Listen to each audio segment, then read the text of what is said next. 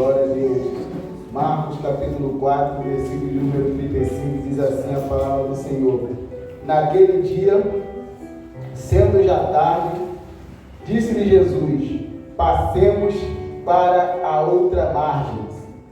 Deixando a multidão, eles o levaram consigo, assim como estavam no barco. Havia também com ele outros barquinhos. Ora, levantou-se grande vendaval, e as ondas se arremessavam contra o barco, de modo que já se estava a encher-se. Jesus estava na popa dormindo sobre uma almofada. Os discípulos o despertaram, dizendo: Mestre, não te importa que pereçamos? Ele, despertando, repreendeu o vento e disse ao mar: Cala-te, aquieta-te. Então o vento se aquietou e houve grande bonança. Ele disse aos discípulos: Por que sois tão tímidos? Ainda não tendes fé? Eles sentiram grande temor e perguntaram uns aos outros: Quem é este que até o vento e o mar lhe obedecem? Glória a Deus. Aleluia. Nós podemos dizer que o ministério de Cristo foi um ministério tríplice: de ensino, de cura e de salvação.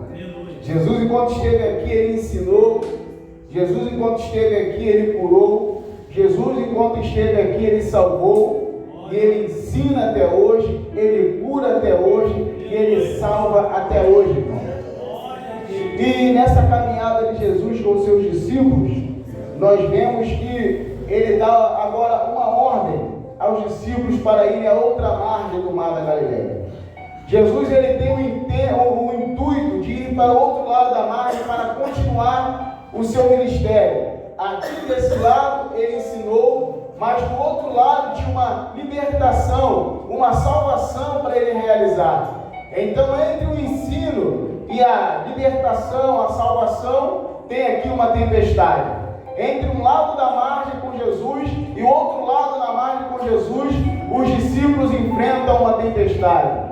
Os discípulos, eles passam por uma tempestade. Tempestade essa que nos dá a entender que eles não conheciam, porque eles se desesperam. E são homens que são experimentados no mar, são homens que estão acostumados a estar no mar, são homens que estão acostumados a passar por tempestade, mas essa tempestade abalou os discípulos de modo que eles vão agora atrás de Jesus, acordar Jesus. Então eu queria trazer algumas coisas para a nossa vida nessa noite, em cima dessa passagem, em cima dessa tempestade. Nós vemos no versículo de número 35 que Jesus, ele dá uma ordem aos discípulos: passemos para a outra margem. Os discípulos não intentam atravessar na sua cabeça, eles não desejam atravessar por si próprio. Foi Jesus quem disse a eles: passemos para a outra margem. Há uma ordem inicial aqui que starta a atitude dos discípulos. Jesus diz: passemos para a outra margem.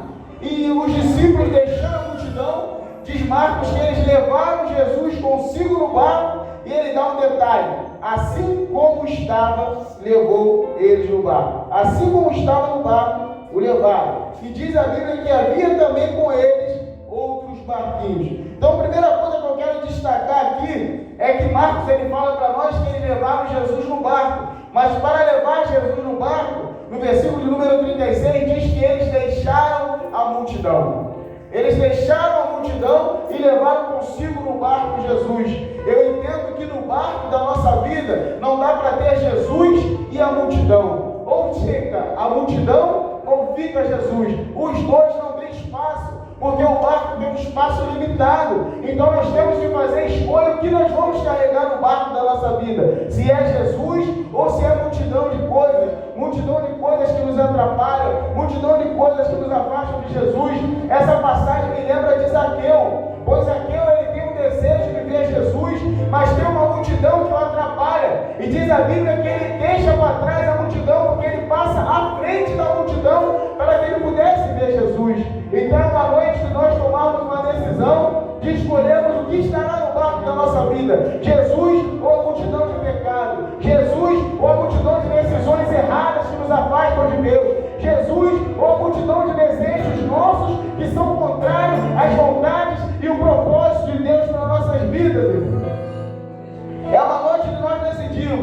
queremos que Jesus esteja no barco com a gente, temos que deixar a multidão do lado de fora.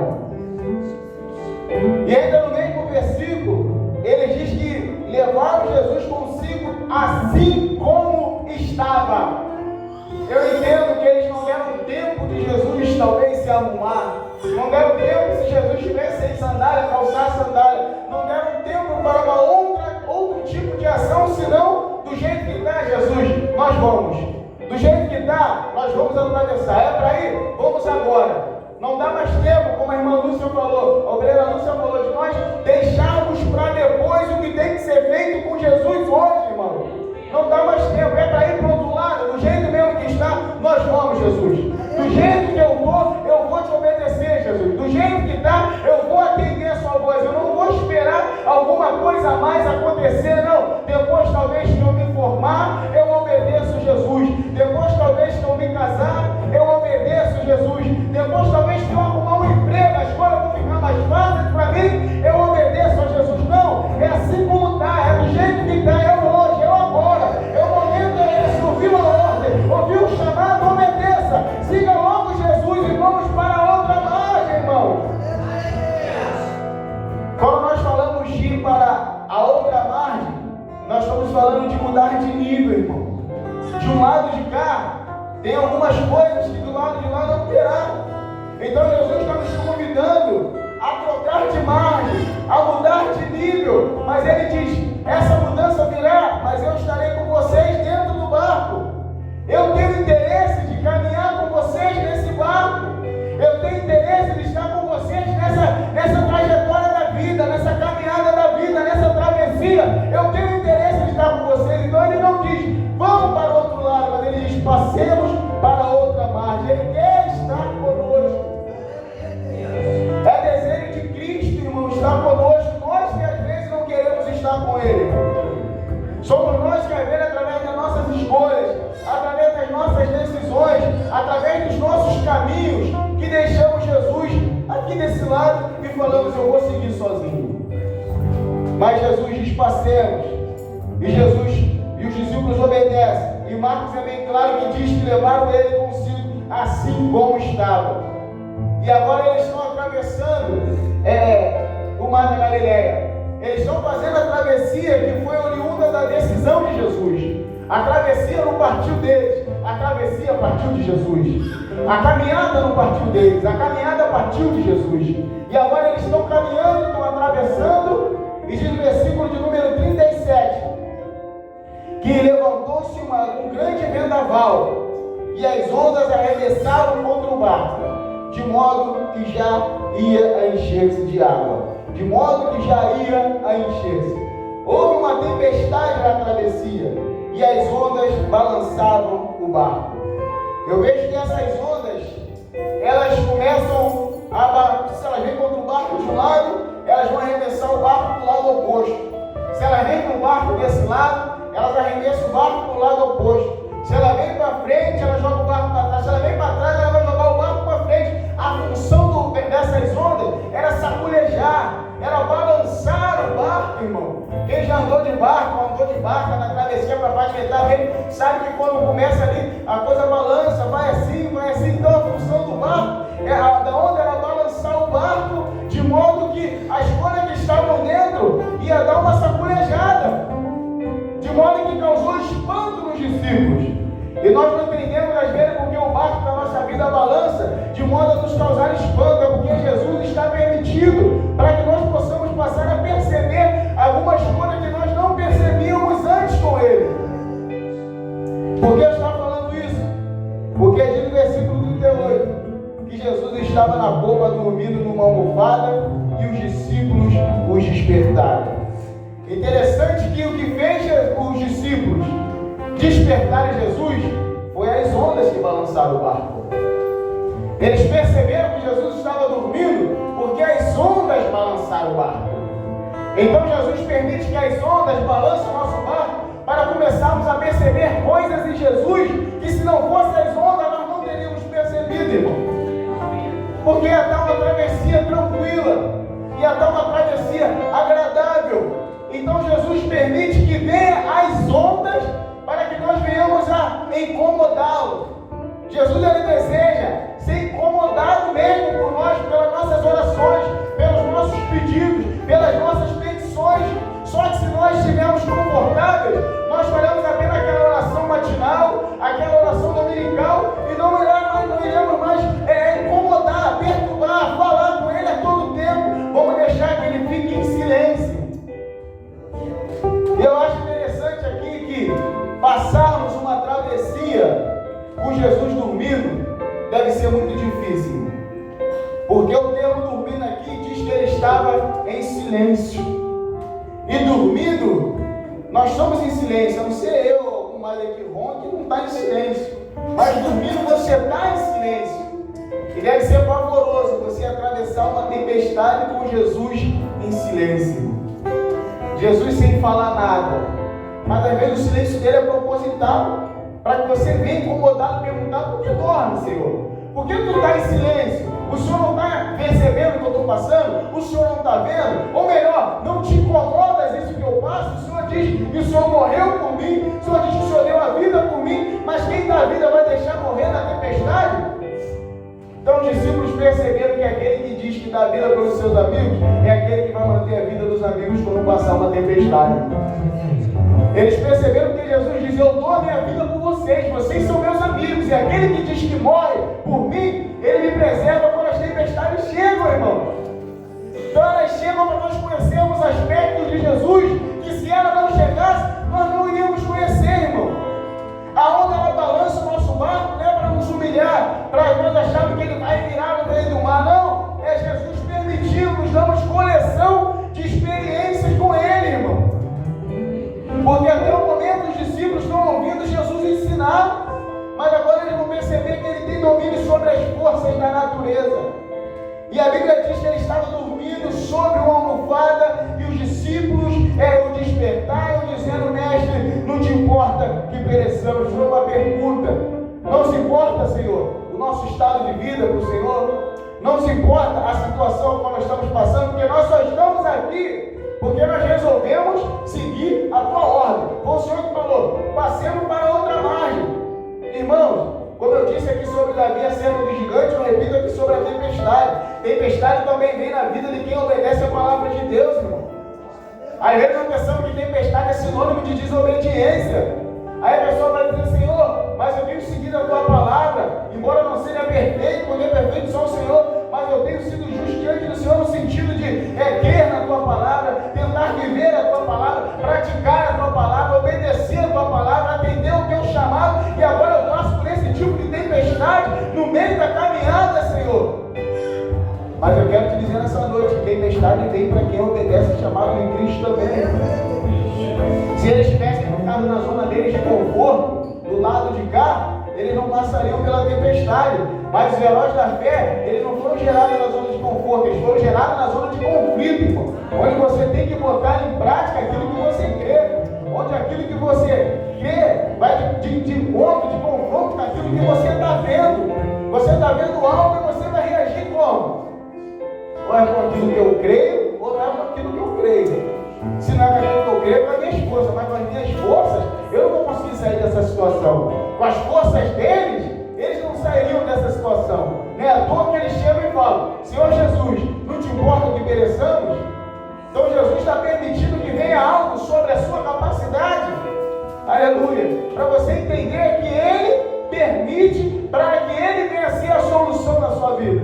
Porque como estudamos aqui, não vem tentação senão humana, que não vem nos tentar acima do que podemos. Porque a tentação, ela é humana. Nós aprendemos sobre isso. Mas aqui não era uma tentação, era uma provação. Cristo estava provando a fé deles. E qual foi o fruto? Eles tiveram, saíram daquela situação com mais experiência com Deus. Então, não sei se você está passando por uma aprovação nessa noite, mas o intuito dessa aprovação é que você saia com mais uma experiência com Deus. Eu já falei com os irmãos aqui, eu retomei o meu diário espiritual, tenho anotado todas as experiências que eu tive com Deus ao longo da minha vida, que às vezes nós esquecemos das coisas que Deus fez. E eu tinha começado esse diário num momento de muita dificuldade na vida e parei, e hoje eu retomei esse diário e eu vejo quantas experiências Deus já provou para mim, desde as coisas grandes às coisas mínimas. E eu estava até relatando isso com o obreiro Leonardo, quando nós íamos para casa, que ali eu me lembrei de um tempo que eu estava sem dinheiro nenhum para trabalhar. Tinha usado o Rio Card um pouco a mais, era para ir de ônibus, eu vinha de metrô. Algumas pessoas já cometeram essa falha, né? Vamos julgar, né? E aí a passagem acabou, eu não podia pedir a passagem, porque a passagem acabou. Mas Deus é misericordioso, irmão. Deus é misericordioso. E eu estava sem dinheiro nenhum para pegar a passagem, e eu era office boy na época ainda. Sobre muitas experiências da Leonardo, mas essa é mínima, mas eu lembrei dessa. E vi uns angolanos na rua com um monte de dólar na 7 de setembro. Era no centro da cidade, era no ferro. Eu falei, o que esses caras estão fazendo com dólar na mão? E você roubado? E eu falei, sem você roubado. Eles não entendiam nada que eu falava. Aí eu falei, eles falam inglês, eu não falo. Eu lembrei de uma casa de câmbio lá no final, na Barão de Mauá. Eu vou levar eles lá. Let's go. Let's go. E eles estão andando, eu tô, let's go, e vamos embora. Quando chegou lá, contei para eles trocaram o dólar pelo real, e eles ficaram tão satisfeitos que eles me deram a quantia de dinheiro que foi suficiente para eu terminar o mês com a passagem, e ainda me deram um presente, acho que era um perfume, se eu não me lembro agora, ainda me deram um presente, foram muitas experiências do mínimo. Então eu passei por uma situação e Deus me mostrou que Ele ainda age com misericórdia quando nós erramos. O que você está querendo falar? Está fazendo apologia ao erro? Não, estou querendo falar que teu erro não pode te afastar de Deus, não pede perdão hoje, porque Ele tem misericórdia de Deus para a tua vida. Ah, eu não sou digno. Não, você é digno pela misericórdia, pela graça. Digno nenhum de nós somos. É pela graça. Então se arrependa hoje, no meio dessa tempestade que você está passando. Clama a Ele no meio dessa tempestade que você está passando. Que Ele quer te socorrer, Ele quer te salvar, irmão. Aleluia, Deus. Cristo, Ele quer te dar nível de experiência. A última agora que eu passei foi do meu acidente. Eu falei isso aqui. Quando eu cheguei em casa, a minha esposa fala, agora nós vamos fazer as contas. Eu falei, não tenho que fazer conta, porque eu não tenho dinheiro. O dinheiro que eu tinha só dava para esse período que eu estava parado. E agora eu tenho que esperar eles indenizarem a minha moto. Só que vai demorar, tem que ir em cartório, tem que fazer isso, tem que fazer aquilo. E eu não sabia, irmão, sinceramente, como eu faria. Até que o meu zap toca, eu vou olhar a mensagem. O irmão falando comigo, poxa, eu vi que você se acidentou e tudo mais. Eu falei, pô, me acidentei e tal. Ele, cara, me passa seu Pix aí que eu vou te passar um dinheiro. Eu falei, pô, glória a Deus, valeu, obrigado. Eu levei muita fé, não poderia passar. Aí quando ele manda um print para mim que eu vi o valor, foi o suficiente para eu passar 2 meses até quando eles pagaram a minha indenização da moto. Ou seja, no meio da tempestade, Cristo, Ele estava acordado, porque Ele é o único que dorme e percebe o que está acontecendo ao nosso redor. Porque Ele não dorme, Ele está sempre acordado, irmão. Aleluia, Ele estava ali e os discípulos incomodaram. Mas por que isso? Porque eu fiz uma oração antes pedindo, Senhor, eu vou obedecer nessa. Dessa eu vou obedecer, não tem o que fazer, não tem como sair dessa. Eu não sei o que eu vou fazer para chegar até o dia que eles vão indenizar minha moto, Senhor. E Cristo foi e usou esse rapaz para me mandar esse valor. Então eu quero dizer para vocês, tempestade vem, irmão.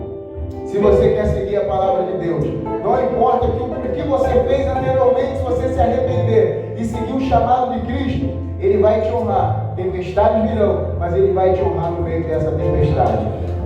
E ele, despertando, repreendeu o vento e disse ao mar, cala-te e aquieta. Então o vento se aquietou e houve grande mudança. Repara que Jesus, ele repreende o vento e ele dá ordem ao mar.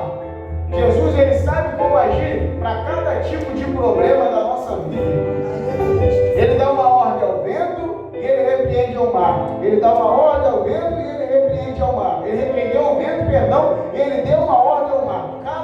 Cala-te e aquieta. O mar tinha que se calar e o vento tinha que se aquietar. Ele sabe como agir em cada nível de problema da nossa vida, irmão. Então não se desespera. Não se desespera.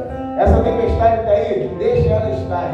Aproveita que Jesus está te dando um portfólio de experiência com Ele. Você vai olhar e vai falar, eu já passei por isso aqui assim, eu já passei por isso aqui desse jeito, eu achava que eu ia passar por essa, eu passei, eu achava que não tinha jeito para mim nessa, teve jeito, eu achava que eu ia sucumbir nessa aqui, Ele me socorreu, eu achava que não ia ter socorro, Ele se mostrou sendo redentor, eu achava que não tinha provisão, Ele se mostrou sendo provedor, eu Eu achava que não tinha cura, Ele se mostrou sendo Deus que cura. Eu achava que eu ia ser injustiçado, Ele se mostrou sendo a minha justiça. Ele sabe se apresentar em cada situação da nossa vida. E disse a seus discípulos: por que vocês são tímidos? Ainda não têm fé? Eles sentiram grande temor e perguntaram uns aos outros: quem é este que até o mar e o vento lhe obedecem? Eu termino essa mensagem dizendo para você: ainda tem o que de Deus você conhecer nessa tempestade. Ainda tem algo de Deus para você conhecer nessa tempestade. Essa tempestade não veio com o intuito de te matar. Essa tempestade não veio com o intuito de afogar o teu barco. Essa tempestade veio para revelar a glória de Deus na tua e na minha vida. Ainda tem o que de Deus nós conhecemos nessa tempestade. E eu agradeço a minha oportunidade em nome de Jesus.